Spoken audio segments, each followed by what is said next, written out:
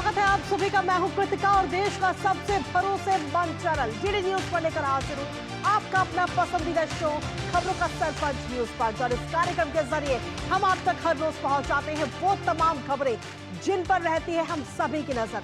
लेकिन न्यूज पंच में सिर्फ खबर नहीं बल्कि होगी खबर की पूरी पड़ताल। तथ्यों और आंकड़ों के जरिए आपको समझाएंगे खबर का हर एक बिंदु। साथ ही ग्राउंड जीरो पर मौजूद अपनी टीम से जानेंगे हर एक अपडेट। होगी हर खबर पर हमारी पैनी नजर। और आज न्यूज पंच के जरिए जिन प्रमुख खबरों पर होगी हमारी नजर, सबसे पहले करते हैं उनका रुख। तो जिन प्रमुख खबरों पर आज नजर आएगी उनमें सबसे पहली खबर है ओवैसी की एंट्री अब हो चुकी है। दरअसल आपको बता दें कि जो एक्ट है उस एक्ट को लेकर के अब ओवैसी की तरफ से एक याचिका दायर की गई। इस याचिका में क्या है वो आपको विस्तार से बताएंगे। और इसी के साथ जो अगली प्रमुख खबर है वो है यूएस से जुड़ी हुई। तो यूएस से जुड़ी हुई अगली खबर, जहां आपको बता दें कि दो हादसे हाल ही में सामने आए हैं। लेकिन सवाल ये बन रहा है कि ये हादसे हैं या फिर साजिश है या यूं कहे कि ये हमला किया गया है। विस्तार से जानेंगे इस खबर को लेकर भी। लेकिन साथ ही जो तीसरी प्रमुख खबर है, नया वर्ष शुरू हो चुका है लेकिन इसी बीच नई पीढ़ी और नया नाम भी आ चुका है। क्या है ये नया नाम और क्या इसमें खासियत होगी, विस्तार से बताएंगे इस खबर को लेकर। तो ये तीन प्रमुख खबर जिन पर आज रहेगी हम सभी की नजर। और इसी के साथ चलिए कर लेते हैं शुरुआत, जहां आपको बता दें कि देश भर में कई धार्मिक स्थलों को लेकर इन दिनों विवाद चल रहा है। और अब इसमें एआईएमआईएम मुखिया असदुद्दीन ओवैसी की भी एंट्री हो चुकी है।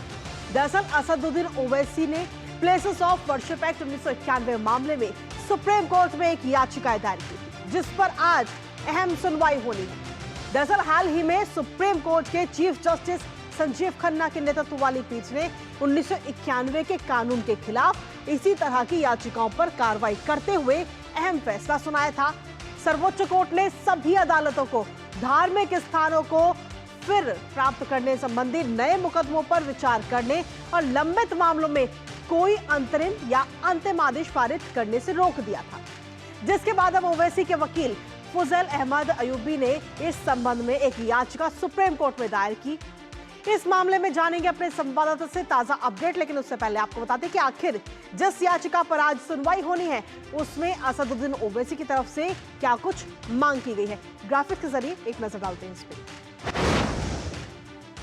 तो दरअसल आपको बता दें कि बीती 17 दिसंबर को ये याचिका असदुद्दीन ओवैसी के वकील की तरफ से दायर की गई थी। प्लेसेस ऑफ वर्शिप एक्ट 1991 को लेकर ये याचिका दायर की गई, जिसमें कानून को सख्ती से लागू करने की मांग की गई है। ये गुहार लगाई गई है कि ये जो कानून है प्लेसेस ऑफ वर्शिप एक्ट, इसको सख्ती के साथ पूरे देश भर में सख्ती लाई जाए इस कानून को लेकर। और इस याचिका पर आज अहम सुनवाई होने वाली है सुप्रीम कोर्ट के अंदर, जिसमें सीजेआई संजीव खन्ना की बेंच में ये अहम सुनवाई होगी। कानून के कुछ प्रावधानों को लेकर के सुप्रीम कोर्ट में कुल 6 याचिकाएं दरअसल इससे पहले दायर की गई थी और उन याचिकाओं की सुनवाई करते हुए अहम फैसला दिया गया था कि अब कोई याचिका इस तरीके की ना आए। लेकिन उसके बावजूद भी असदुद्दीन ओवैसी की तरफ से याचिका दायर की गई है कि ये जो पूरा एक्ट है इस पे सख्ती के साथ इसका पालन किया जाए। इसी के साथ आपको बता दें कि आखिर प्लेसेस ऑफ वर्शिप एक्ट 1991 आखिर है क्या, एक बार वो भी आपको बताते हैं, फिर करेंगे चर्चा आपके संवाददाता से। और चलिए सीधा रुक करते हैं इस वक्त हमारे सहयोगी का विकास सारथी इस वक्त जुड़ गए हैं। विकास, जो आज याचिका दायर इस याचिका पर आज सुनवाई होनी है, इस याचिका में क्या कुछ खास और अहम है जो ओवैसी की तरफ से दायर की गई है?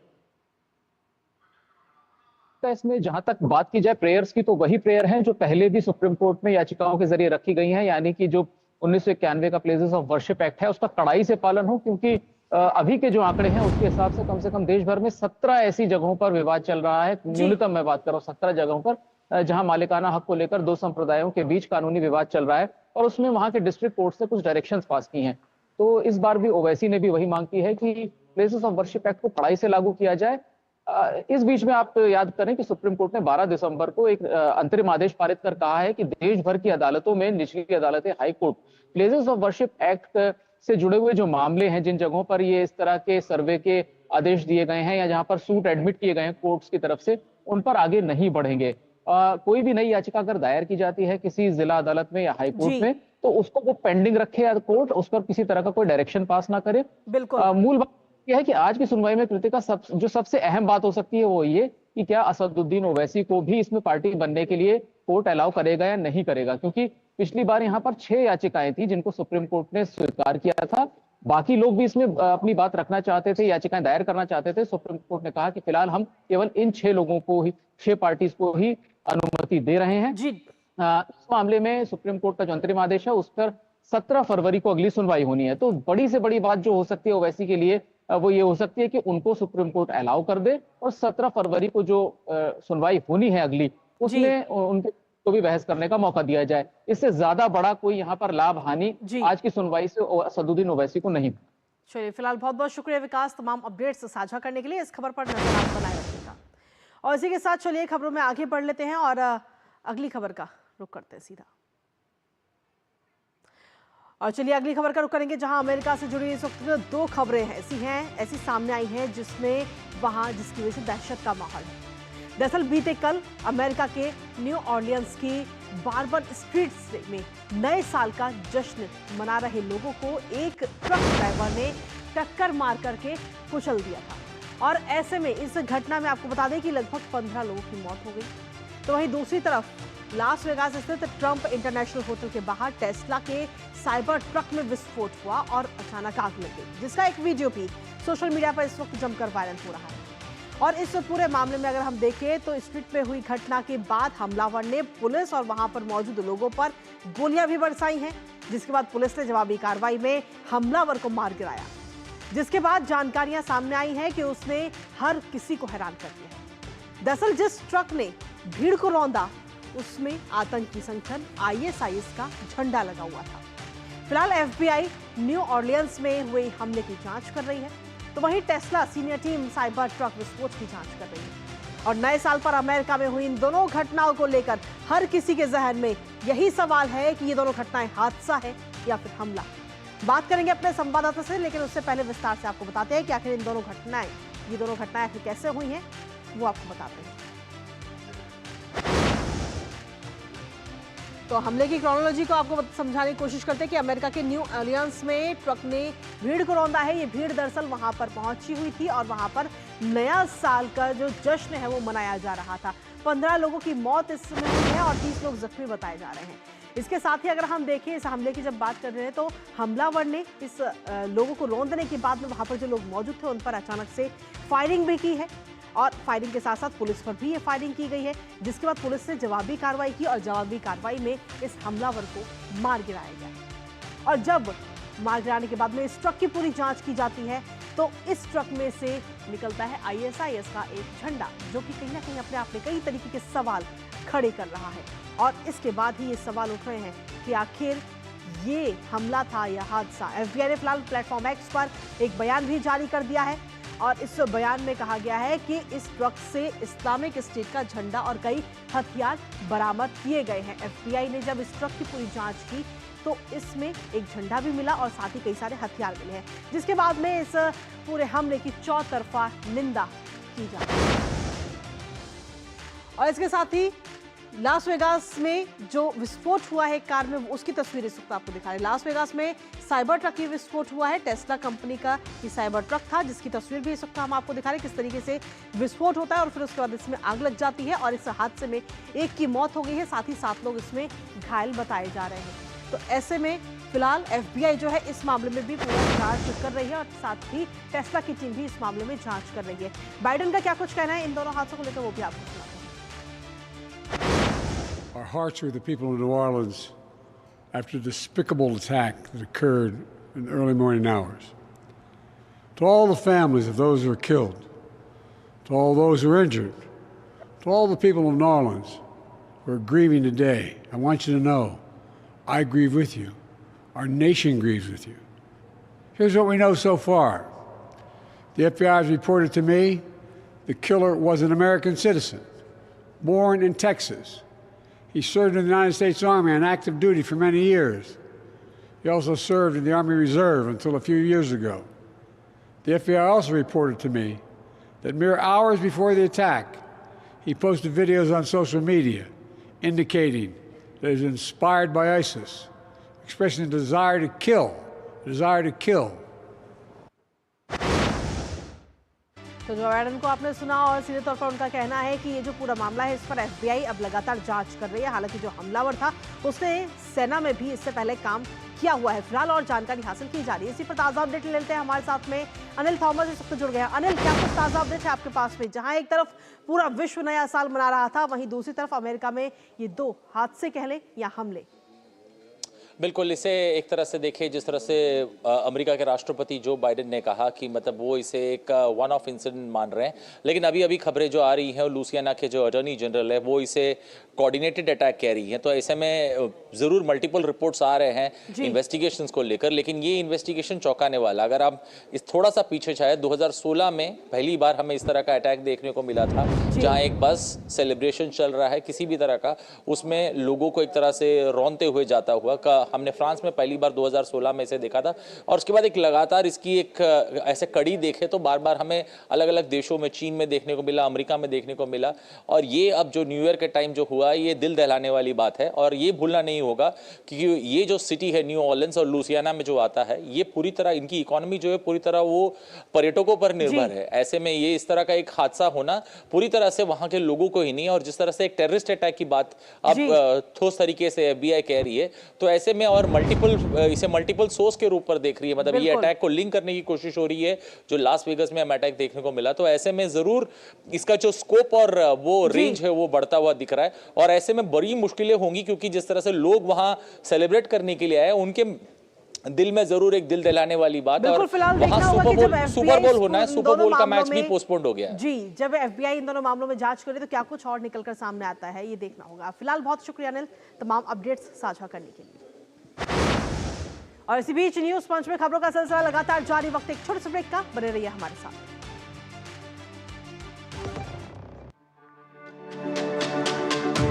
मेरी पसंद, मेरी पसंद, मेरी पसंद, मेरी पसंद, हमारी पसंद, हम सबकी पसंद। मजबूत देश का मजबूत सरिया हो गया स्टील। और ब्रेक के बाद एक बार फिर से स्वागत है आप सभी का। तो बीते कल ही हम सभी नए साल 2025 में एंट्री कर चुके हैं और इसी के साथ हो चुकी है नई पीढ़ी की भी शुरुआत। जी हां, अभी तक आपने जेन ज़ी और अल्फा जनरेशन के बारे में सुना होगा, पर अब साल 2025 में हम सभी नई पीढ़ी को देखेंगे। जी हां, जो जनरेशन बीटा कहलाई जाएगी, यानी कि अब जनरेशन अल्फा सीनियर की श्रेणी में आ जाएगी और जेन जेड भी अब सुपर सीनियर बन जाएंगे। दरअसल ऐतिहासिक, सांस्कृतिक और कई तरह की घटनाओं के आधार पर आमतौर पर हर 15 से 20 साल के समय में जनरेशन का नाम बदलता है और सोशल रिसर्चर मार्क मैकविंडर सालों के हिसाब के और जनरेशन का नाम तय करते हैं। और उनका कहना है कि जनरेशन अल्फा ने स्मार्ट तकनीक के दौर को बढ़ते हुए देखा, आर्टिफिशियल इंटेलिजेंस को समझाए, लेकिन जनरेशन बीटा ऐसी पीढ़ी होगी जिनका जीवन पूरी तरह से तकनीक से लैस होगा। पढ़ाई से लेकर के हेल्थ केयर और एंटरटेनमेंट तक AI और ऑटोमेशन का दबदबा रहेगा। ये जनरेशन अब तक की सबसे स्मार्ट और एडवांस जनरेशन होगी। और जहां एक और नई जनरेशन बदलाव लाएगी, तो वहीं दूसरी ओर बीटा जनरेशन कई चुनौतियों का भी सामना करेगी। क्या होंगी ये बदलाव और क्या होंगी चुनौतियां, बताएंगे आपको, पर उससे पहले आपको बताते हैं कि आखिर जनरेशन बीटा कब से कब तक होगा और क्या इसकी खासियत है, क्या इसके पॉइंट्स के माध्यम से आपको समझाते हैं इस नई पीढ़ी के बारे में। तो जनरेशन बीटा क्या है वो इस वक्त आपको बता रहे हैं। साल 2025 से पैदा होने वाली पीढ़ी जो है वो जनरेशन बीटा कहलाएगी, और जो कि कहीं ना कहीं कुल मिलाकर अगर हम देखें तो इससे पहले वाली जनरेशन का नाम अल्फा था, और अब जो ये बीटा जनरेशन है वो एक कदम और आगे होगी, तकनीक से पूरी तरह से लैस होगी, AI होगा, और साथ ही अगर हम कहें तो इतिहास में एक नए युग की शुरुआत कहीं ना कहीं अब हो चुकी है। और इसी के साथ जनरेशन बीटा की जब हम बात कर रहे हैं तो सबसे ज्यादा स्मार्ट और एडवांस जनरेशन अभी तक की होगी ये बीटा जनरेशन। 2025 से लेकर के 2039 तक जो बच्चे पैदा होंगे वो बीटा जनरेशन में आएंगे। AI, रोबोटिक्स और वर्चुअल रियलिटी जैसी टेक्नोलॉजी इस जनरेशन में मौजूद रहेंगी, ये जनरेशन के सामने होंगी। और साथ ही इस जनरेशन की अगर हम बात करें तो जो बीटा किड्स हैं वो 22वीं शताब्दी भी देख पाएंगे। आखिर अभी तक कौन कौन सी जनरेशन रही है उस पर भी एक बार नजर डाल लेते हैं। 1901 से लेकर 1924 तक ग्रेटेस्ट जनरेशन रही है, जिसने महामंदी का समय देखा है, पहले विश्व युद्ध का दर्द झेला है, साथ ही द्वितीय विश्व युद्ध में इस जनरेशन के कई लोगों ने हिस्सा भी लिया है। तो ग्रेटेस्ट जनरेशन रही है वो आपको बता रहे हैं। इसके साथ ही अगर अगली जनरेशन पे हम आ जाते हैं तो 1925 से दूसरी जनरेशन शुरू होती है। 1925 से 1945 तक, जिसका नाम दिया गया साइलेंट जनरेशन, दूसरे विश्व युद्ध का सामना किया, साथ ही काफी मेहनती और आत्मनिर्भर पीढ़ी साइलेंट जनरेशन को कहा गया। इसके साथ ही अगर हम इसके बाद बढ़ते हैं, यानी कि 1946 की ओर बढ़ते हैं, तो 1946 से 1964 तक दुनिया में तेजी के साथ जनसंख्या बढ़ी और इसके साथ ही आधुनिकता की नींव रखी गई और इस जनरेशन का नाम दिया गया बेबी बूमर, क्योंकि सबसे ज्यादा जनसंख्या इस जनरेशन में बढ़ी है। इसके साथ ही अगर हम इसके बाद की जनरेशन की जब हम बात करते हैं, बेबी बूमर जनरेशन की अगर बाद की हम बात करें, तो बदलते दौर की साक्षी बनी है 1965 के बाद की जनरेशन, और साथ ही तकनीक के नए प्रयोग को भी जनरेशन एक्स ने देखा है कि किस तरीके से जो नई तकनीक है, नई टेक्नोलॉजीज हैं, वो सभी ने अडॉप्ट करी हैं इस जनरेशन के लोगों की अगर हम बात करते हैं तो। इसके साथ ही 1980 की जनरेशन की अगर हम बात करें, यानी कि जनरेशन एक्स के बाद जनरेशन वाई कह लें या फिर मिलेनियल्स भी जिन्हें कहा जाता है, तकनीक के साथ तालमेल इस जनरेशन के लोगों ने बिठाया है, खुद को अपडेट किया है, टेक्नोलॉजी और तकनीक के माध्यम से खुद को अपडेट किया है, लोगों के साथ जोड़ के रखा। इसके बाद में आती है 1995 से साल 2012 तक की जनरेशन, जिसमें जेन ज़ी कहा गया। इंटरनेट के साथ सोशल मीडिया प्लेटफॉर्म इस जनरेशन के बच्चों को मिला। डिजिटल दौर में बड़े बदलाव होते हुए इस जनरेशन के बच्चों ने देखे हैं अपने सामने, जिसे हालांकि आपने और हमने भी महसूस किया है। और इसके साथ ही 2012 के बाद 2013 से 2024 तक जनरेशन अल्फा आया और उसके बाद में जन्म के साथ सोशल मीडिया और इंटरनेट इन लोगों को मिला है, साथ ही पूरा परिवार भी सोशल मीडिया से जुड़ा हुआ रहा है जनरेशन अल्फा का। तो ये पूरा जनरेशन का अब तक का सफर और हर साल किस तरीके से, वही अब जनरेशन बीटा अब कहीं ना कहीं आ चुकी है और ऐसे में क्या कुछ चुनौतियां रहेंगी वो भी आपको बताएंगे। लेकिन इसी बीच मुकुल हमारे सहयोगी से जुड़ गए, सीधा उनका रुख करते हैं। मुकुल, अब अगर देखिए तो जनरेशन बीटा अब शुरू हो चुका है 2025 से 2039 तक और कई सारी चुनौतियों का सामना भी जनरेशन बीटा करती हुई नजर आएगी, लेकिन साथ ही कई सारे बदलाव भी होंगे। बिल्कुल कृतिका, अगर देखा जाए, क्योंकि जब हम बात बदलाव की कर रहे हैं और जो हम ये बता रहे हैं कि जो जनरेशन बीटा है इसका जो समय रहेगा 2025 से 2039 के बीच, ये ऐसा समय है जब एक बड़ा बदलाव हमें वैश्विक स्तर पर नजर आएगा। वो समय जब हम लगातार जो पूरा विश्व है वो आर्टिफिशियल इंटेलिजेंस की तरफ बढ़ रहा है, रोबोटिक की तरफ बढ़ रहा है, नैनो साइंस में लगातार नए जो हम कह सकते हैं आयाम हैं वो बढ़े जा रहे हैं। लेकिन ऐसे में कहीं ना कहीं जो चुनौतियाँ हैं वो भी उस स्तर पर हमें मिलने वाली हैं।